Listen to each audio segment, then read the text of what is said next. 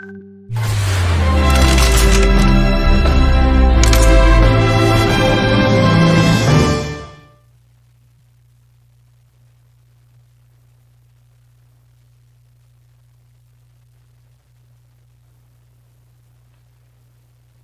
hello everybody. How you guys doing? Welcome to today's broadcast, reaching you from Toronto, Canada, via Worship Media. I'd like to thank all of you for all your support and for all your encouragement, and for those of you who anyway, we like everybody. We want to thank you. For those of you who fly by, those of you who fly by, those of you who are the area, I'm looking for the right word for you. But you know yourselves, we still want to appreciate what you do because the work that you do brings out the best in us. Okay, so those of you who just fly around to try to monitoring spirits, yes, that's what they call some of you. We still want to thank you for the way you come around to see what we're doing and report to other people. Well, we've been having multiple broadcasts, so I know a lot of you, um, you're tired of listening to our broadcast. We too were trying our best. We had a broadcast yesterday, and then we had to stay till 2 a.m. to have another broadcast. And now I'm having this is my regular broadcast that I do Mondays, Wednesdays, and Fridays. Okay, just to let you guys know, if you have not subscribed, this is the time to pause and subscribe to our channel. And importantly, also to let you know that YouTube, because of what we do, they don't really advertise channels like our channel. Okay, they see us as stubborn troublemakers. Okay, so what you can help us do is by sharing our videos and making sure that we by ourselves build our own network. Okay, people like us, people that think like us, people like people that believe in what we believe. It is important that you help us to connect with these people. That's why we keep asking you to please help us to help us to publicize our channel, help us to subscribe, and even when you subscribe, remember to click on the notification bell, because some of you didn't even know that we were having this show right now. You bumped into it by accident because you didn't get a notification, and you know very well that when you have even when you have clicked on the notification bell, you don't get notification. So that is a clear indication to you that these guys, they do everything to suppress our message. So when we tell you to please help us um, to spread our message, to help us to share our videos, it is so that people can get to see what we are doing. Today, I want to address a group of people uh, that seem to get this whole situation all wrong. Okay, it is important that you listen very carefully to what I'm going to say today. And this is where a lot of us miss it. I've said it several times that a lot of us who are involved in this struggle, in fact, let me call it a warfare. We are in a war situation. The only way you can be able to handle the situation in Nigeria right now is by viewing it as a war situation. The only way that the world is able to treat the situation of the coronavirus is by treating it as a war situation. That is why you see them announcing their strategies, announcing their laws, announcing their rules, like people who are fighting a war. That's why they have command centers. This is what you do in a war situation. That is the way to view what is happening in Nigeria. We already entered this war situation way before COVID-19. And so, people like me consider ourselves players in a war situation. And during a war crisis, there are several strategies that are employed to be able to confront and engage the enemy. Okay? Now, that also includes what you are able to share and what you are able to say when you are on live broadcast. Okay? When you are talking to a lot of people, when you are in the public. Okay? So, and sometimes because you're not able to say everything, because you're not able to reveal everything, you tend to be misunderstood. People tend to seek to want more information from you, and they don't get it. They get frustrated, and then they call you whatever name they like.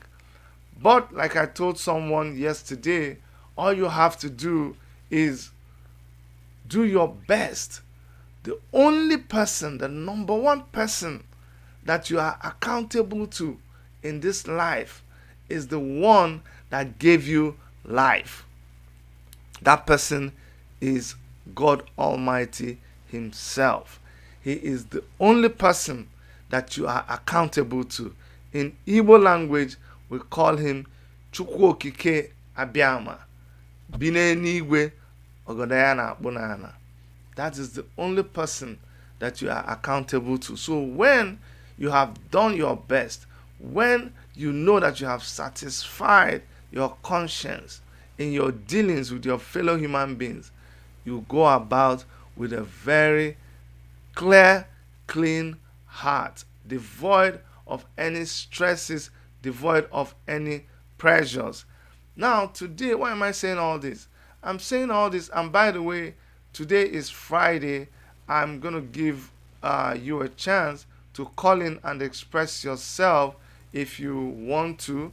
In fact, I'm gonna put the number here so that just in case you want to no. Let me put the number. Let me put the number in the chat room. Okay, if you look in the chat room, that is where you will find the number that you can call if you want to contribute to this discussion. That is the number to call. Is +1 647 989 2837. We will mostly appreciate calls that are made directly, not through WhatsApp, not through other means, but calls that are made directly. The reason is that if you make your calls through other means, it will be bumped off. You know, the main line is the one that we use. It doesn't cost a lot of money, even if just 1 minute is enough for you to ask your question or to make your contribution. So we'll be expecting calls from you anytime you feel like, actually, but just give me 20 minutes into the show, and then you can begin to make your calls. Now, this is the topic that you see today, where I'm saying Biafra is not an organization, is based on what some of my friends who don't really understand what Biafra is all about, and who don't understand the Biafra agitation, when they begin to talk to me, I try to let them understand that they are missing so many things. you need to understand clearly that IPOB, which is the indigenous people of Biafra, that was is being headed by Mazi Nnamdi Kanu, is, I'm trying to define it clearly the way it is.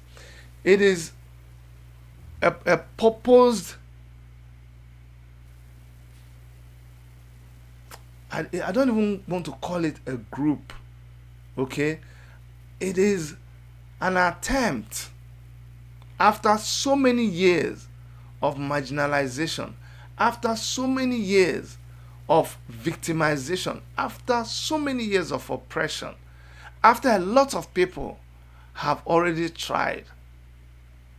It is another attempt by someone who feels the pain of his people, Mazi Nnamdi Kanu, and a couple of other people, to try to raise the consciousness of his people, to try to raise the awareness of his people about what is happening within their locality, about what they must do to free themselves from the shackles of their oppressor. And so they organized themselves together into what is now IPOB.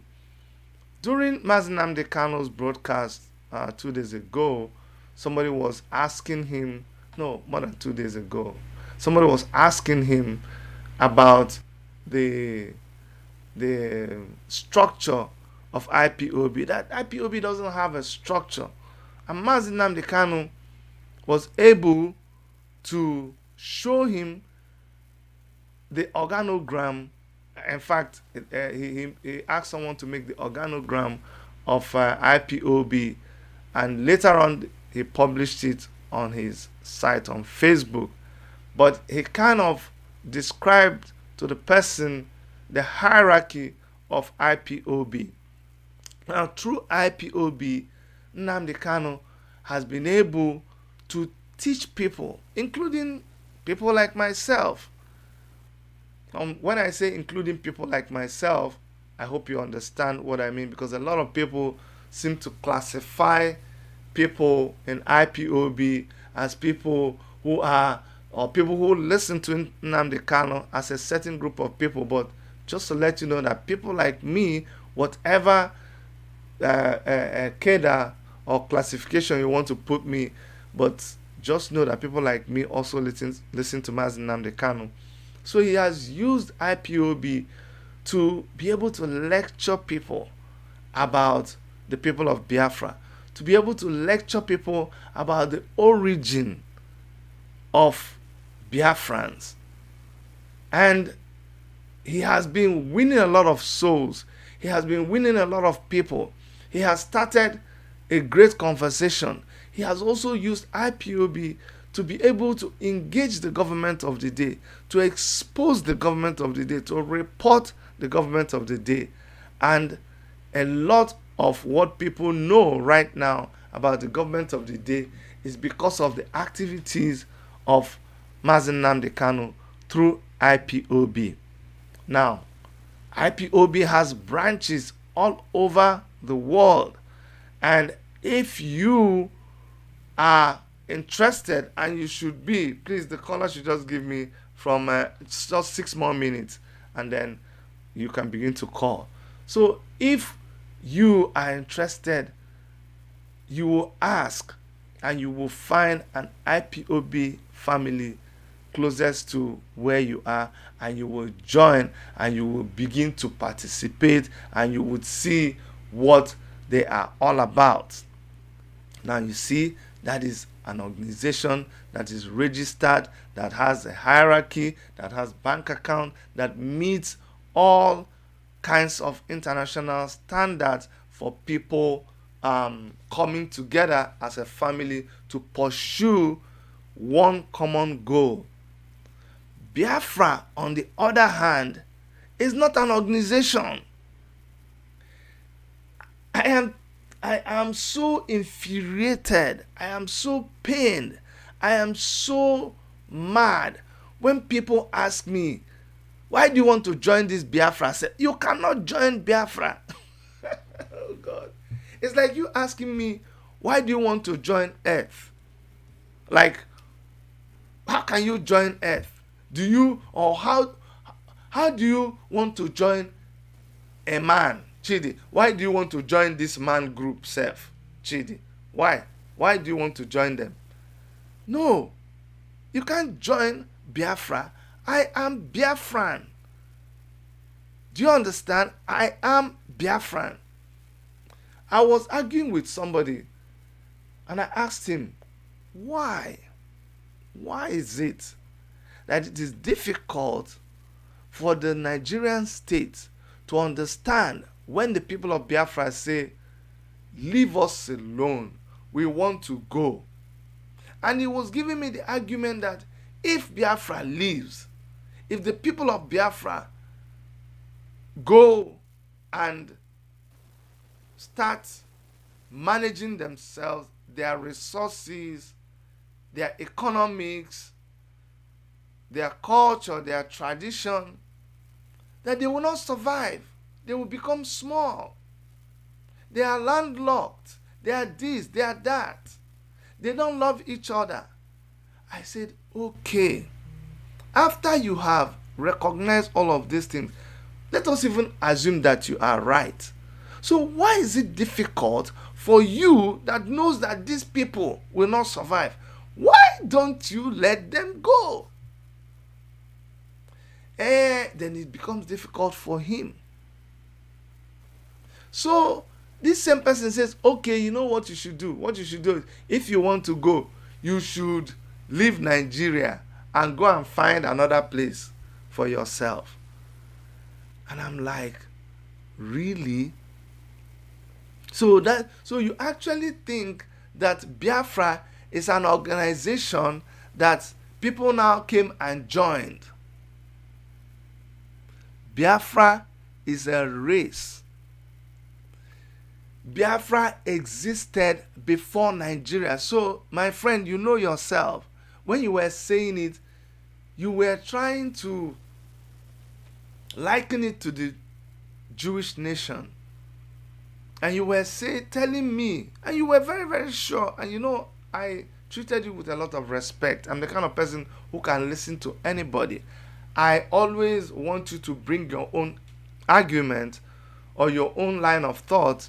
And what I believe is in yielding to superior argument. And two of us will agree that whosoever argument is better or is more superior to the other person, that person should yield. So my dear brother that thinks Biafrans should leave Nigeria and go and find their land, don't you see that it is actually Nigeria that should recede from the land of Biafra?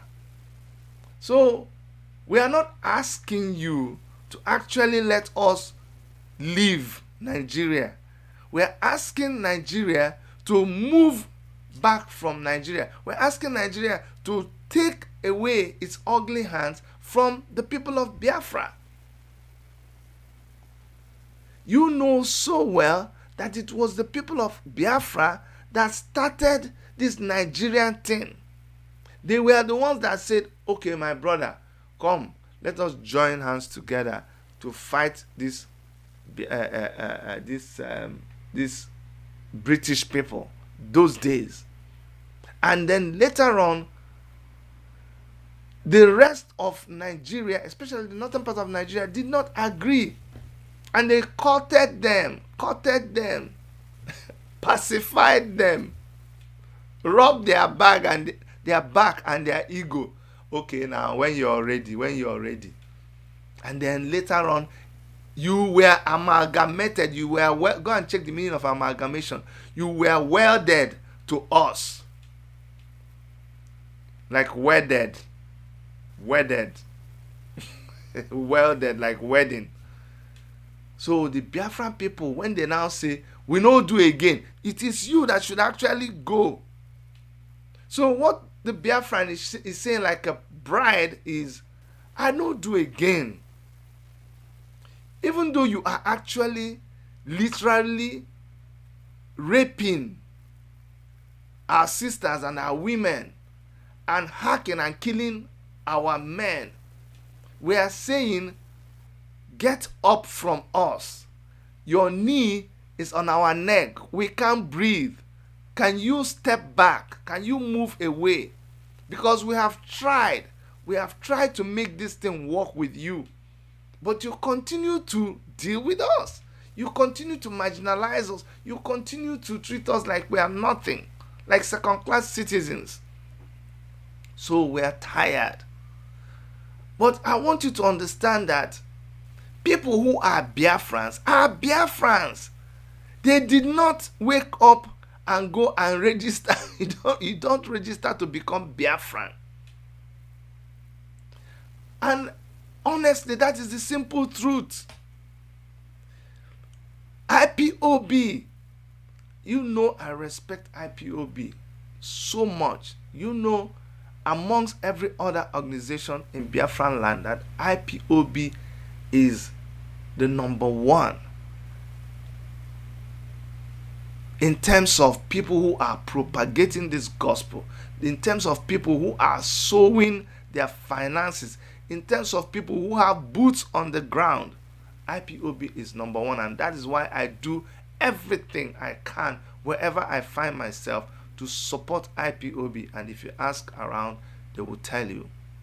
But please make no mistake that a Biafran who is not a member of IPOB is not a Biafran member of the Biafra organization. Biafra is not an organization.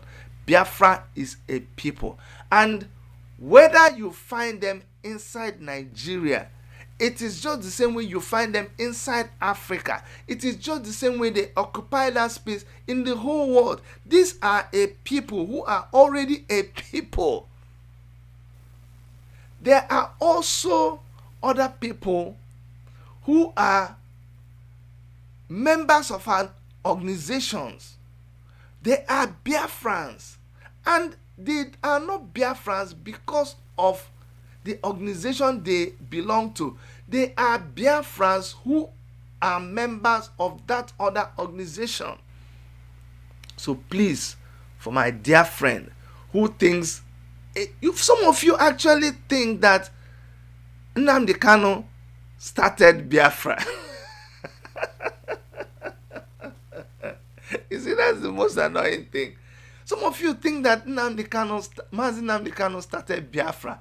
And so that's why you tell me, Chidi, why are you joining these Biafran people self? That is the worst insult you can ever advance towards my person. So please, with love in my heart, I say, let me correct this impression. Okay? Biafra is a race. Biafra is a civilization. It is not something that somebody invented and then other people now came and say, we are people from Umagozala, and from Nkanu. We came here today to come and register and become Biafra. Then they wrote our name and made us Biafra. So please, that is not true. Okay? We are, and you see me wearing the orange beret because a group of people came together and they said what is happening in Nigeria is not good. They don't tire. They don't like it. And we formed Revolution Now movement. Inside Revolution Now movement, I am a Biafran. Capiche? It does not dilute anything. It does not make me apologetic. Right now in Toronto, Canada, I have dual citizenship. I hold the passport of the Canadian government. And for me, I hold the Nigerian passport too. But please make no mistake about it. I am a Biafran that is holding the and you, if you like, don't agree with me. You have your prerogative. That that geographical location that I don't hold on. Okay, let me take this call. Please stay on the line. Stay on the line. I'll take your call. So that geographical location that's called Nigeria, my Biafra land is actually still within that location, and you, the government of Nigeria, the situation called Nigeria, you cannot push me out of that thing. Right now, all of us follow to own that land, and until we get our Biafra and we are able to have our passport and we are able to establish our government, you cannot, do you understand what I'm saying? You can't rob me out of that thing that we own together. No. If there is anything that belongs to the geographical location called Nigeria, the part that belongs to my own people of Biafra, I am there to collect it. Period. So if I am with you and we are sitting down in a circle and it is painted green, white, green, and you see me there and you're wondering what is Chidi doing there, wonder no more. I don't belong to Take It Back movement or Revolution Now movement, and also belong to Biafra. I don't belong to Biafra. People don't belong to Biafra. People are Biafrans. Blood, born, bred, buttered Biafrans have Biafran blood running in their veins. That's how they were created by God. So this talk, this agitation, you have to understand it. It is not, we are not begging to be allowed to be Biafrans. We are begging you to please let us breathe by moving back so that we can completely be who we are without your interjections, without your disturbances, without your intrusions. That's just what we're saying. When we want to meet together and do our thing and talk our language and reason like our people. Don't be the one determining for us who will lead us, who will rule us, how we should do. You think we would have finished the second Niger bridge, third, fourth, fifth Niger bridge long time ago? How many bridges do you have crossing River Benue? Leave us now, we would have finished it a long time ago. Do you know how many lanes we would have had on that express running from one end of Biafra land to the other? We would have had so many things. That's what we're just asking you to let us do. We're not asking you to leave us to go and join Biafra. So I have a caller on the line right now. Sorry I kept you, but tell us your name and where you're calling from, and please turn us down on the other device. Okay. Go ahead. My name is Dede. I call from Hamburg, Germany. Go ahead, Dede. I am a Nigerian from Delta States, and according to Nnamdi Kanu, all of us belongs to Biafra. Yeah. And he said that the Biafrans, they are from Israel, they are Jew. I am not Jew. Okay. I am a black man, an African. Okay. So right now, I was born and raised in Nigeria. Okay. And we have corrupt politicians who destroying that name Nigeria. Okay. Ghana was formerly called Gold Coast. Okay. And when they came together to gain their independence, they become Ghana. Okay. Zimbabwe was Rhodesia. So now we have problem with this name Nigeria. Yeah. And we have problem with our politicians. Yeah. All what we need right now is all of us, wherever we find ourselves, to try to get rid of these politicians. Any corrupt politician, can be Igbo, Yoruba, Ishekiri, Ijo, Hausa, whatever. Those people belongs to jail. For example, what is going on this NDDC commission? They're supposed to be in jail right now. And that is why Ghana today is a free place for everybody. Rawlings able to kill those people. But Nigeria, we have 5 states in Igbo land. And all the governors, they are all Igbos, corrupt. And they are still there. So black people, I am begging everybody who listening to me today, all of us, let's join together, no matter what tribe you are from. We have Igbo who marry Yoruba. We have Yoruba who marry Igbo. We should not bring confusion among families.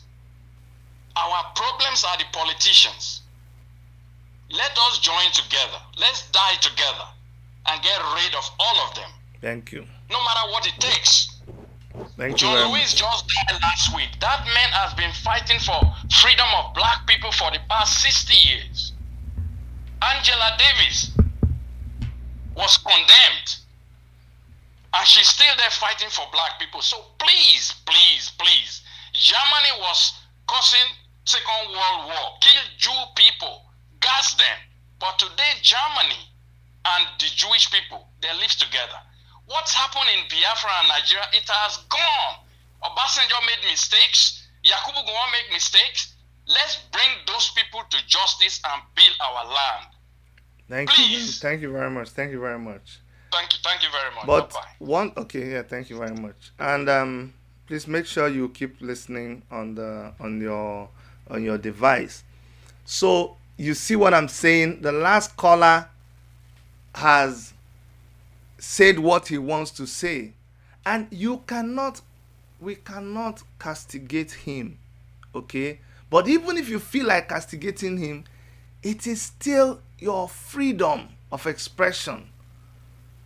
There will never be a time you will be deceiving yourself if you think that there will be a time when everybody will agree 100%. It will never happen.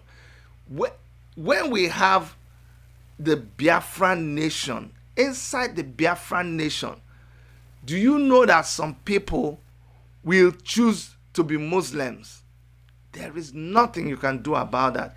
If you say that nobody can be a Muslim inside Biafra, that means you will be contradicting what you're saying. Your duty, just like when Jesus Christ was here on earth, Jesus Christ did not say nobody can be a harlot, nobody can be a drunkard. No, what Jesus Christ did was he came amongst you and he looked at what you were doing. And he said, and you will say, Master, I know you're here to condemn me. He said, no, I don't condemn you. He will just engage you. I'm not condemning you. But I need to ask you, this thing you're doing, Shebi, I hope you are doing it that you shine your eye to do it. Because Shebi, you know this one, that one, this one. By his argument, by his compelling argument, you now turned from that thing that you used to think was right, and you now see the way and you follow him. Our last caller said, I am not a Jew. That is his thinking. That is he has a right to think that way. However, if he would indulge me a little bit, I will ask him to do a little bit more research. And by the time you do a little bit more research about your origin, where you come from. I was actually listening to a YouTube channel, and that YouTube channel was talking about the origin of black people. I'm telling you, you'll be shocked. It's actually called Hidden Hebrews, Children of Judah. Hidden Hebrews 2, Children of Judah. I will recommend it to the last caller. I am not forcing you, But please go through that. When you go through that, and somebody says the last caller are the problem of the land. They are not our problems. They are not now.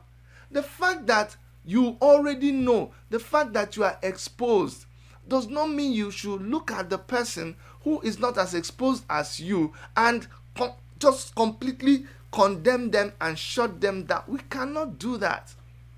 What we must bring to the forefront is our compelling argument. Most of you that are speaking now and talking, like me, a couple of months ago, you didn't know what you know now. Even Nnamdi Kanu didn't come and tell you. You didn't know. So many things I learned from his talking. So you have to have some empathy. You have to have some compassion. Somebody whom all their life, all their life, they have been raised to believe that his brother or his sister on the other side of the Niger sees him as inferior. Somebody who has been raised to believe that his ancestry is actually linked to the Benin Republic, not Benin Republic, the Benin Kingdom.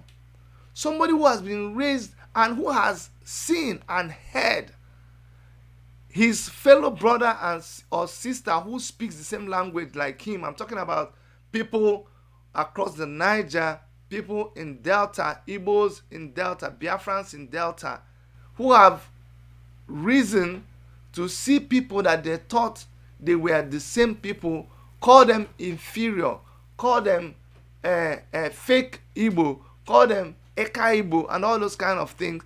It is difficult for you all of a sudden to wake up after you have attained a new level of consciousness, to turn back to that person and say, how dare you say, how you can't tell that person.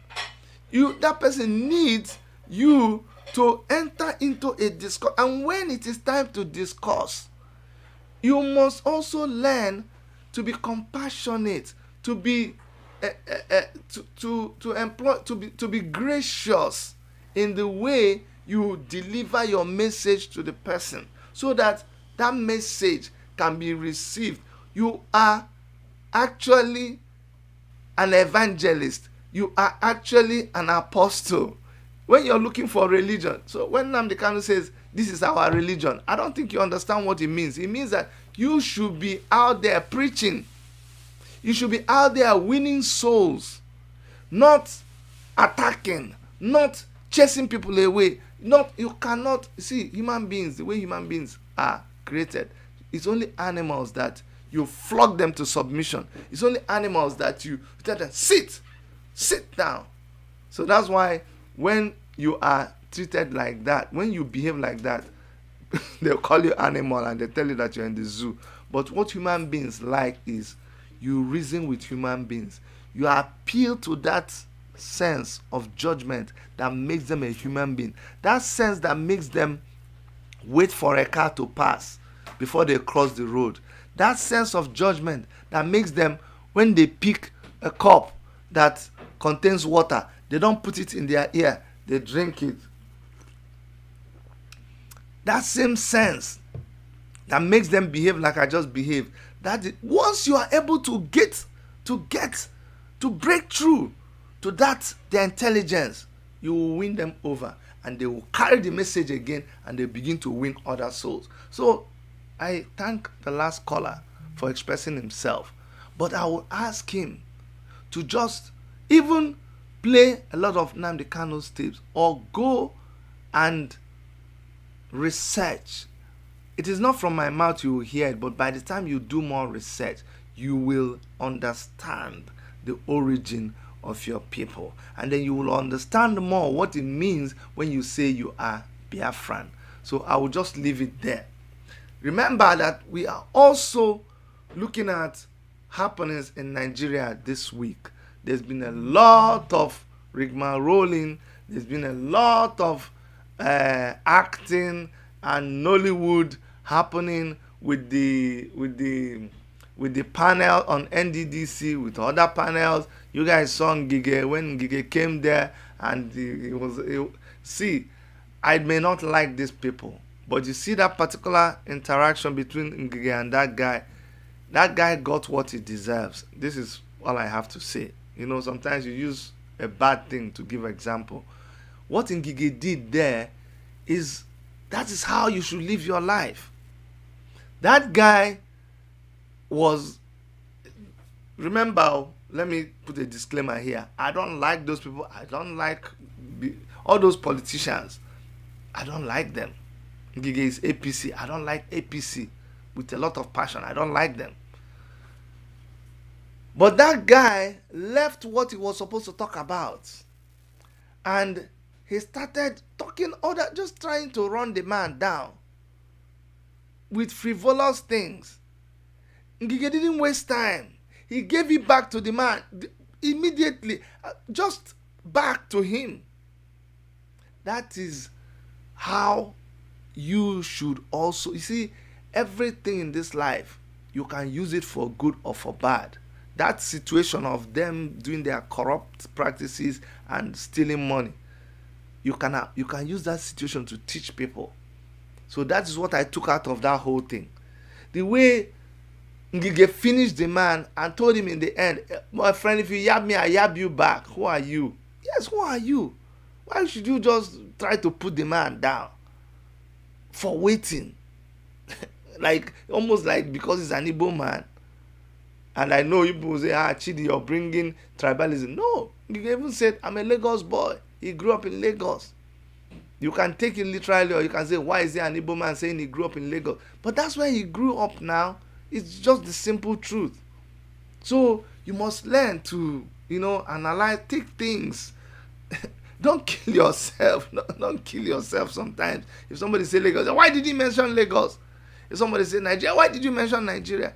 If somebody say Hausa, why did you? If somebody say my friend is a Yoruba man, why did you say your friend is a Yoruba man? I pity a lot of you who have killed me 1,000,000 times because of my relationship with Omoyele Sowore. And then now you're hearing Nnamdi Kanu say you shouldn't criticize Oduduwa people. I hope you learned a lesson from that. Remember, you can call in on +1 647 989 2837. Let me also pause here to actually commiserate with my friends, and a lot of them are my friends who are from Kaduna, from southern Kaduna. A lot of my friends are from southern Kaduna. People who I actually met in Family Worship Center, people who I met in school, and these people are going through, there's been a massive attack there. Over 50 people have been murdered in southern Kaduna, and my heart goes out to them. That is the result of the bad government that we have in Nigeria, and the result of those Fulani Janjaweed, as Nnamdi Kanu will call them. This is the result of their activities or their inactivity. I have someone on the line, a regular on this program, but please go ahead and tell us your name and where you're calling from, sir. Yes, my name is Bright Iboke from US. Chidi, I thank you so much for your wisdom, analyzing, and also trying to be at the middle. I thank you for your wisdom, both today and your perspective analysis with Regina Askia. Continue being on that path. That is the way to do things. We do not castigate people or whatever. Everybody is entitled to the opinion. You lecture them, and in the law it is said that time is of the essence. Somebody who does not know, with time, like you say, go and do research. The person that said I'm not a Jew or whatever, and I said with time they will know, because knowledge is power. Yes. And nobody knows it all. Yes. So I thank you for that. Thank My you. only contribution, to make it short, in line with how you lectured him, for him to understand. I am not only educated, but I'm I'm religious. I am in line with the the God who created us. You have to have the fear of God for you to gain wisdom of God to justify things. So a lot of people that in Nigeria or in the world, let me use microscopic in Nigeria, we don't have wisdom of God, and that is why we are straying away. For example, how long the person that say, oh, this in this station in Germany, how long do you have to wait and allow people to die? What is the essence of government when they cannot create enabling environment, employment, an opportunity, people to pay to earn a living, and you continue saying, let's be there, let's be there. So, my brother, there's a lot of people on the line, so okay, let's give them a chance to. Okay. To conclude, democracy and Islam, they are two parallel lines that can never meet together. So no matter how long you stay in the marriage, the end result will still be the same. That is what I want to give to that man. All right, thank you very much. Thank you, sir. Thank you. Yeah. Hello, sir. Tell us your name and where you're calling from. Yes, sir. Go ahead, sir. I'm Timothy Daniels calling from the UK. Quickly. Oh my God! I hope I didn't lose him. Okay, he's trying to reconnect. I hope. Okay, go ahead, sir. Go ahead. I said it, I knew the discussion is going to get to this point, and it's time to inform our people that every time that Nnamdi Kanu is making broadcasts, some people should stop coming there to antagonize Shore. And when Shore is speaking, people should stop antagonizing Kanu there. These people are not fighting. They had never come one day to be attacking one another. And these people were trying to pull down. They knew this thing very well. They knew that some people are nuisance among the followers.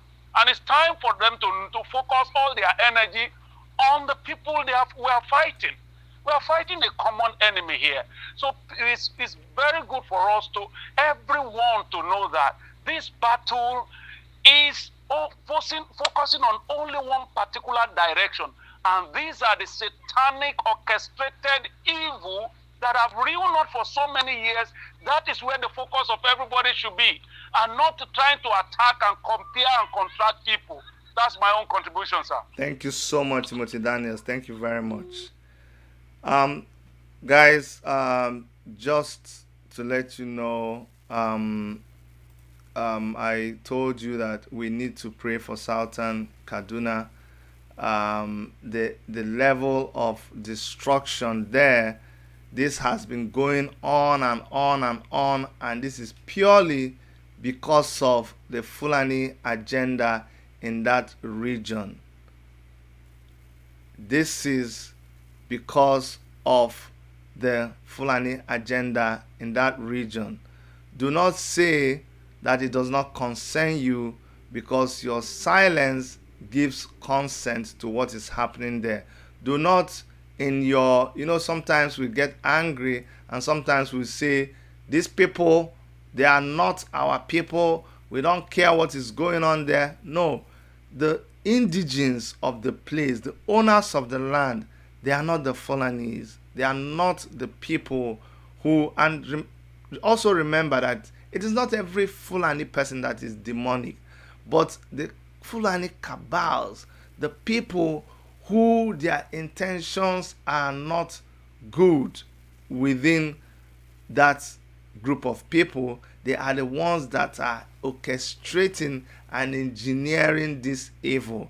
They want to oppress these people. They want to intimidate them so much to the point where they run away from their land and they leave it for them. So please, your prayer for Southern Kaduna would also could mean or will result in them knowing how to be able to confront their enemies. Those guys are really, really suffering.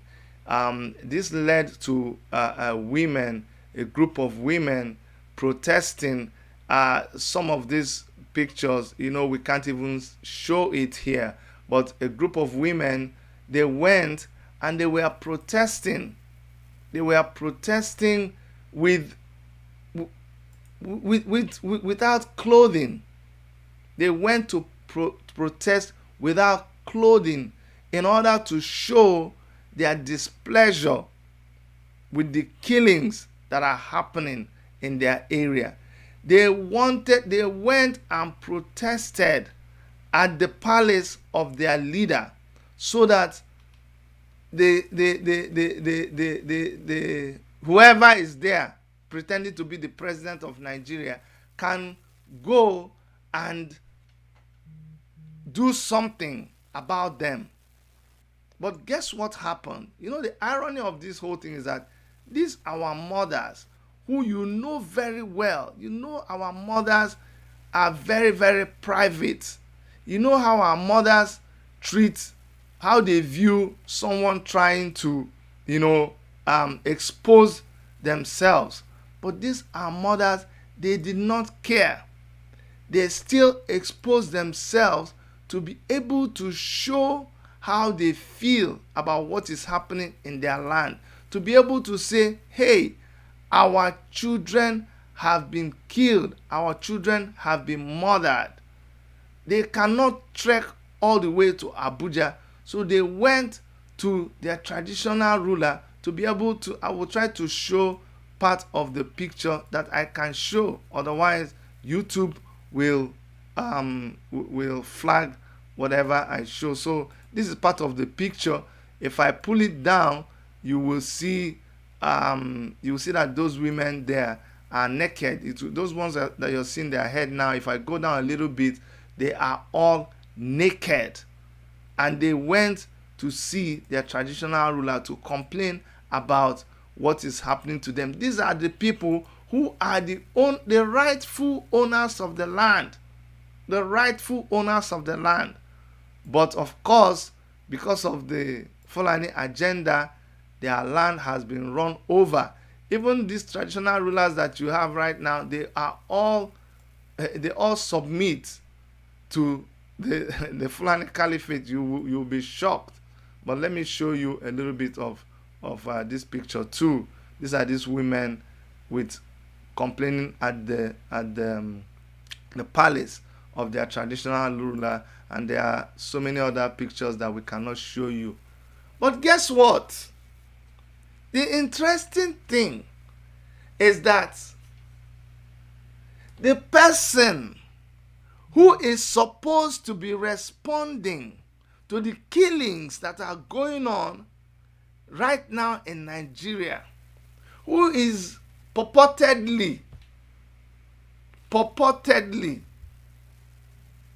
the commander-in-chief, the chief security officer. Of course, we know that he's no longer there, but the person who is propped there as the commander-in-chief did not travel to southern Kaduna.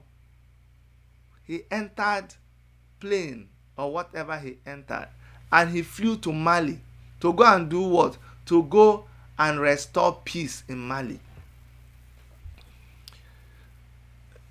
I've said this several times. That is the only place that I am very, very angry with Mazi Nnamdi Kanu. Now, Mazi Nnamdi Kanu, I'm so upset with him. Mazi Nnamdi Kanu looked for a name to give. He has created another name. He made us discover that Nigeria is actually Niggeria. But he looked for a name, and the only name he found is to call Nigeria a zoo. I'm not happy with him, because to call Nigeria a zoo will mean that things are running well. It will mean that everything is in his department, in his own area. Because I've said this 1,000 times, when you go to a zoo, things are organized. The animals sleep when they are supposed to sleep. The zookeepers come and clean the different cages. They have a time that they feed them. They have a time they open it for people to come. They have a time. Everything is in perfect. How can you say that Nigeria is a zoo? Nnamdi Kanu, I'm not happy with you. You should find a better name for Nigeria. Zoo is so... It is not the best name now. Zoo is so comfortable. Zoo is not the right name for Nigeria. No, how can you do that? And some people say, okay, Chidi, manage jungle. And I refuse. I cannot take jungle from you too. How can I take jungle from you? How can you call Nigeria a jungle? Have you been to the jungle before? Have you been to the jungle before? Doesn't everybody respect themselves? Doesn't the lion know where is his position? And doesn't the crocodile know that he belongs to the water and doesn't stray so far away from the water? What is the crocodile doing on top of the mountain? What is the fish doing on land, in the forest, in the jungle? Do you understand? What is the antelope doing on top of a tree?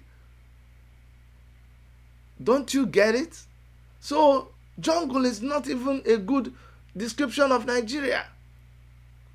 Why am I saying this? What kind of a human being, what kind of a people will sit down together and be proud to say that your president went to Mali at a period where Boko Haram is executing people in Nigeria? They just executed 5 aid workers. At a period when, oh my goodness.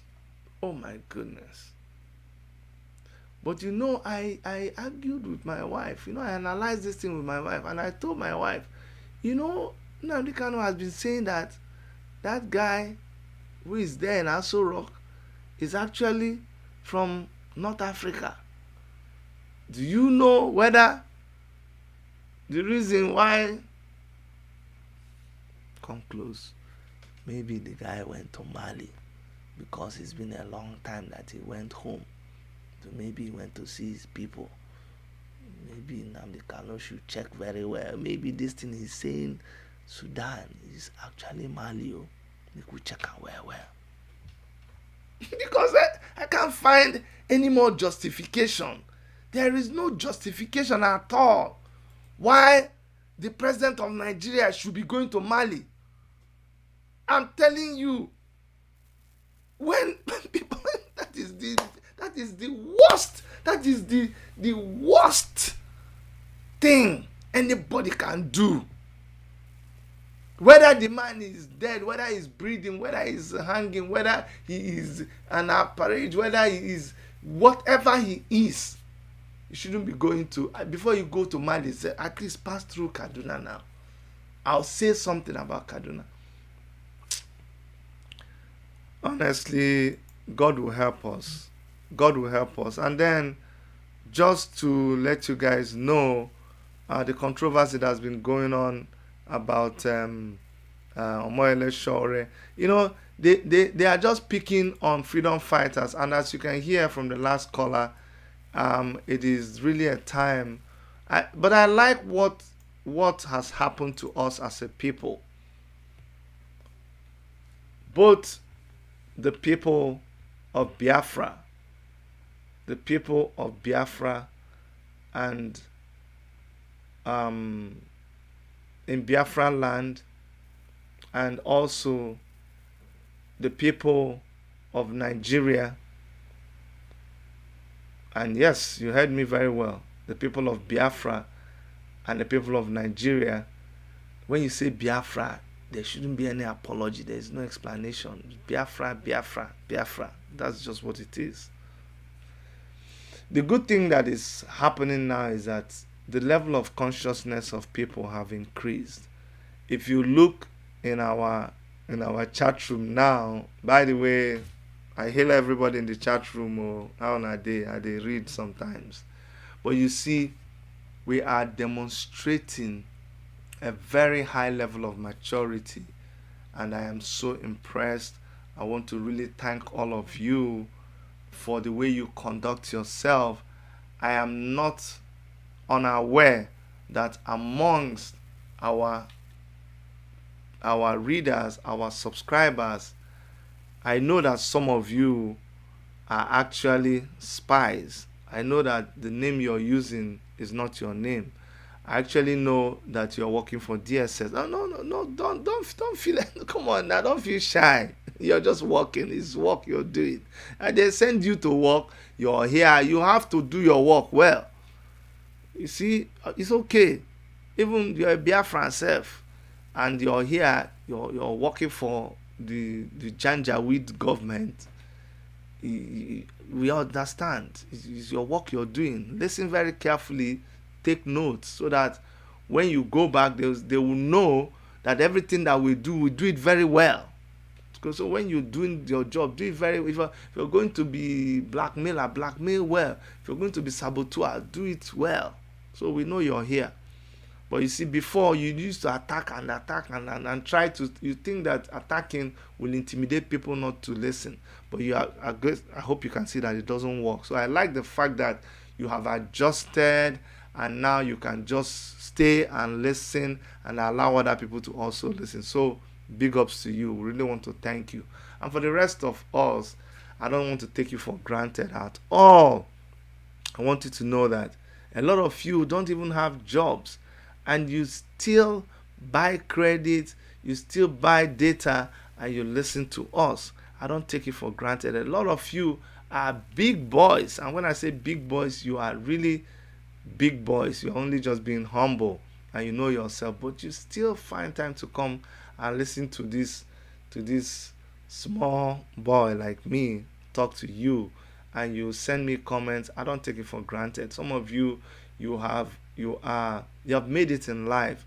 Your position in life is such that if not for this program, if not for this platform, there may not even be any opportunity for me to cross paths with you. But you come here, you support us, you appreciate what you do, you suggest for us what we should do, you reprimand us, you get angry, and you caution us when we misstep because we don't know it all. I want you to know that I appreciate you. And even for those of you who get frustrated with me sometimes and you write something and you say, Chidi, I can't believe you say this, I can't believe you're doing this, I still appreciate you as long as we do it in love. You know, we are all in this thing together. We are together. The last caller said our mission is targeted against these people on top who are joking with our lives. I just wanted to share something with you guys because you guys know that there's been this talk all over the place about Omoyele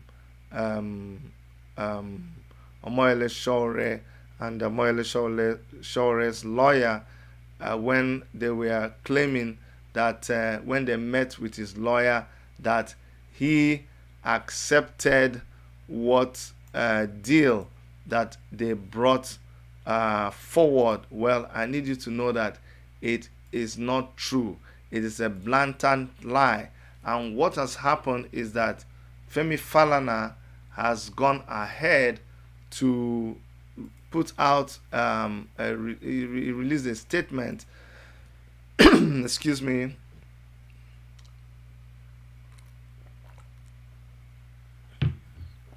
So this is a piece of information because we're here to inform you. We're here to keep you updated. I want you, remember, information is power. You don't have to believe in what somebody is doing or what they are saying, but one thing you must not do is to avoid information because you don't like a person. You see, when people are talking, when the people that you even call leaders, a lot of you, you tell people, oh, my leader, my leader. When you see them making statements, you know that they are widely read. You know that they go about researching. I've been talking too much, so I need to rest my voice after this. They research and they know the truth. If you do not know the truth, if you do not even read what your enemy writes, you will not arm yourself with information.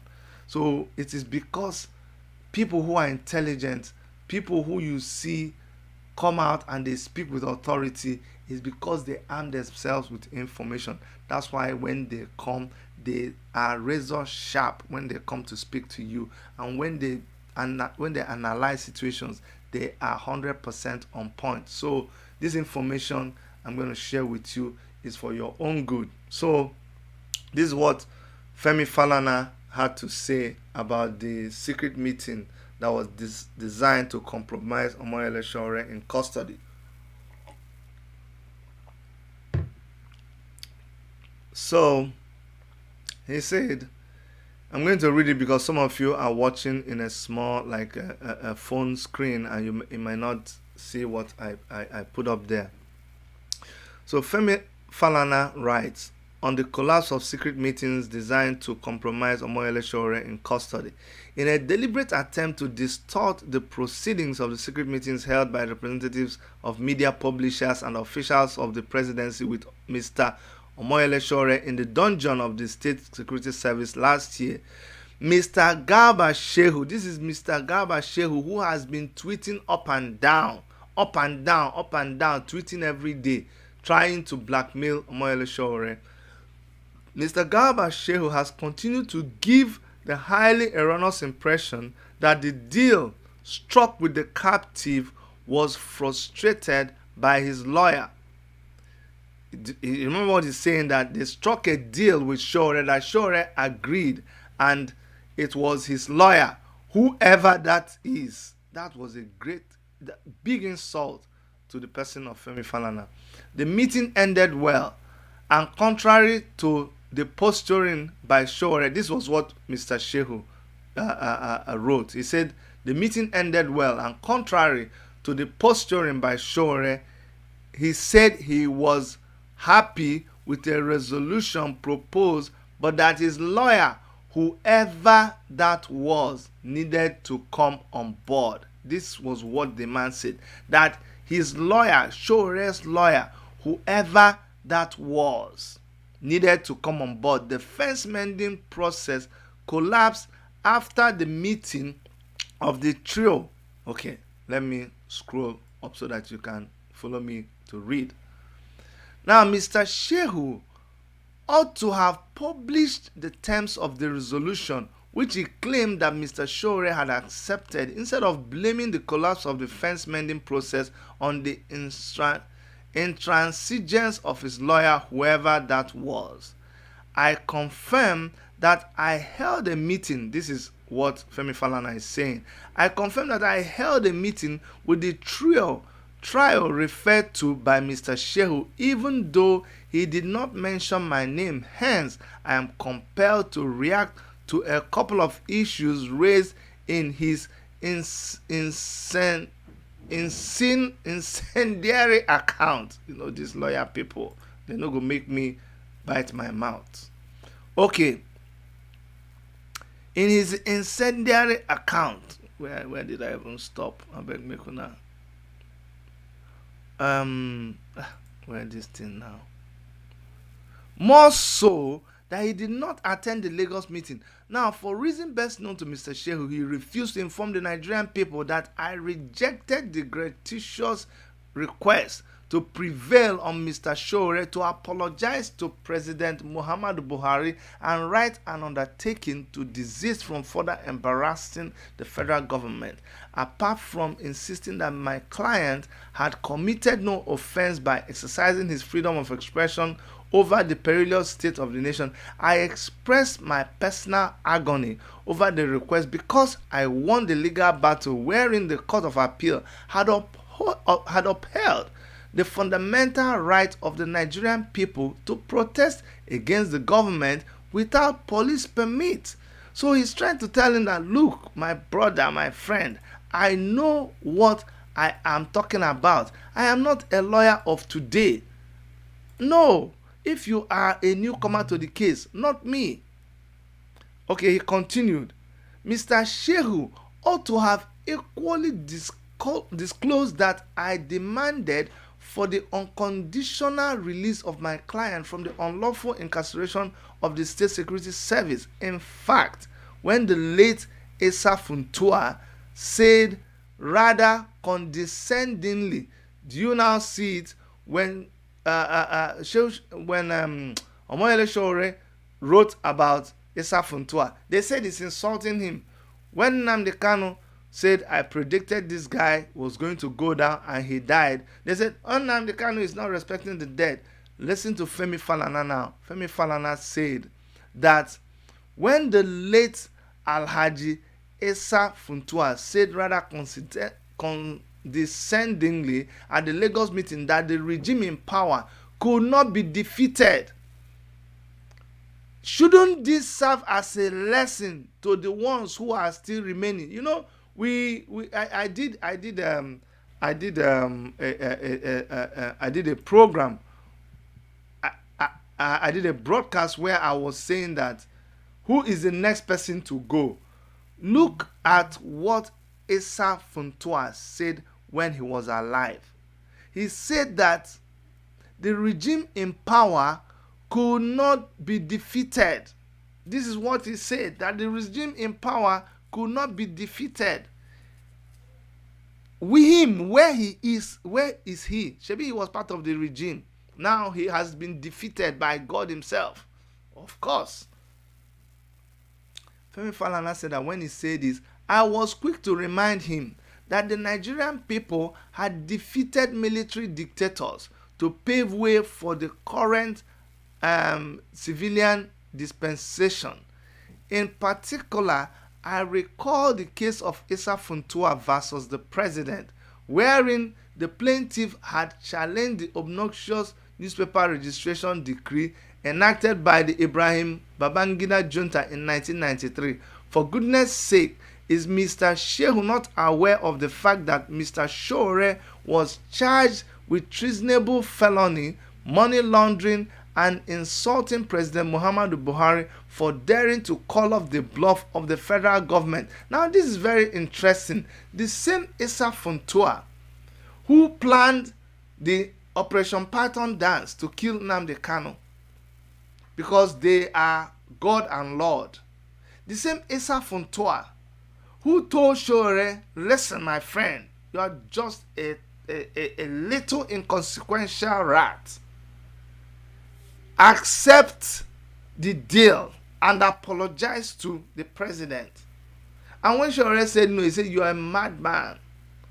You don't have sense. You are a rascal. That's what Asa Funtua was telling Sowore.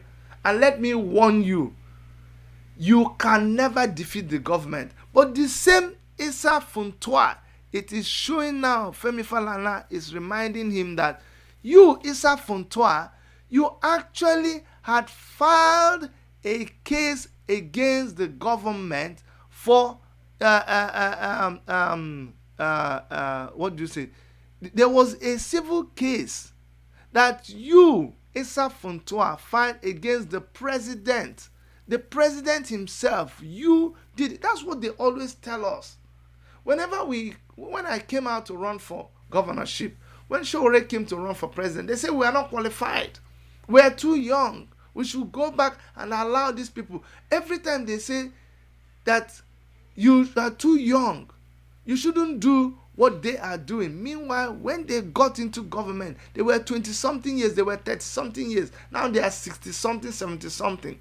And they are still telling us that we are the future generation. We should wait for our turn.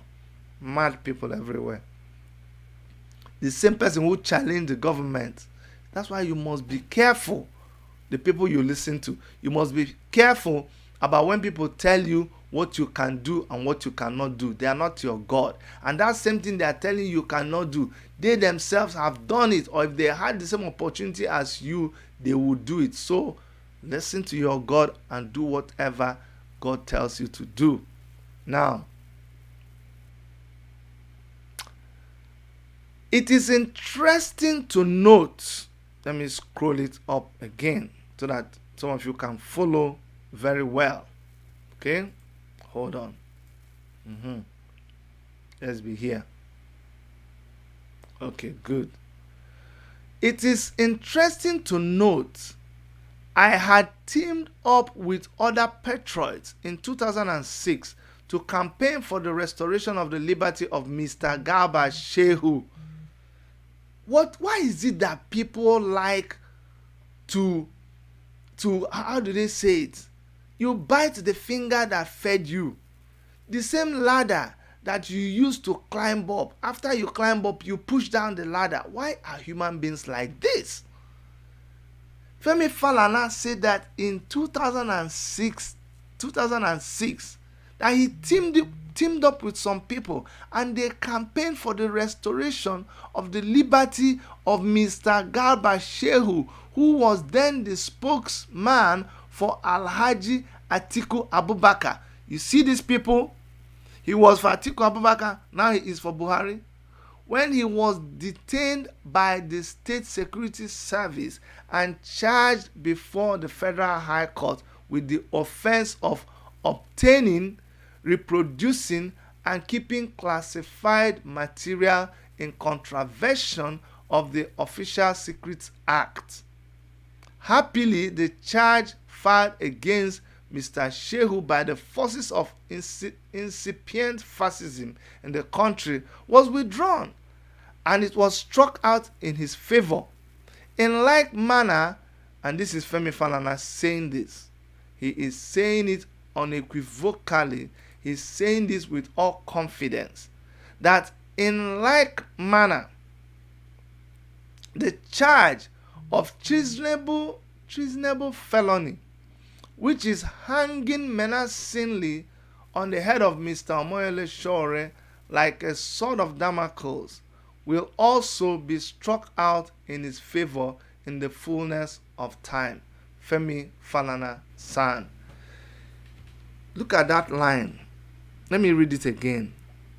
He said the charge of treasonable felony, which is hanging menacingly on the head of Mr. Omoyele Sowore like a sword of Damocles, will also be struck out in his favor in the fullness of time.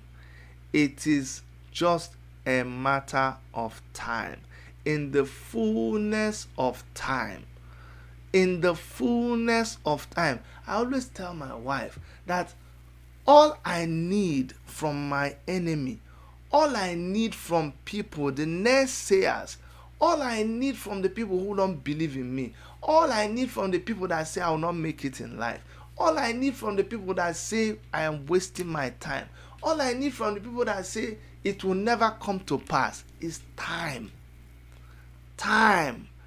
Time. That's all you need for the restoration of Biafra. Look me straight in the eye, wearing an orange beret, and I'm telling you that you see this Biafra, it shall come to pass.